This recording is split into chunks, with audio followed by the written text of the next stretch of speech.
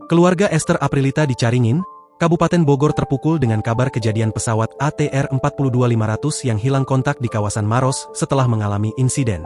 Keluarganya di Bogor berharap ada mukjizat terkait nasib pramugari yang kerap disapa April ini. April ini diketahui menjadi salah satu orang dalam pesawat ATR 42500 yang hilang kontak di kawasan Maros setelah mengalami insiden pada Sabtu, 17 Januari 2026, kemarin. Perempuan yang kerap disapa April ini nasibnya masih belum dipastikan. Pantauan tribunnewsbogor.com, Senin, 19 Januari 2026. Suasana cemas terlihat dari keluarga di Bogor seperti ibunda, adik, paman, bibi dari April. Mereka berkumpul di rumah keluarga sang pramugari sambil menonton tayangan berita di TV. Sementara ayah April sudah berangkat ke Makassar mencari kabar langsung dari sana.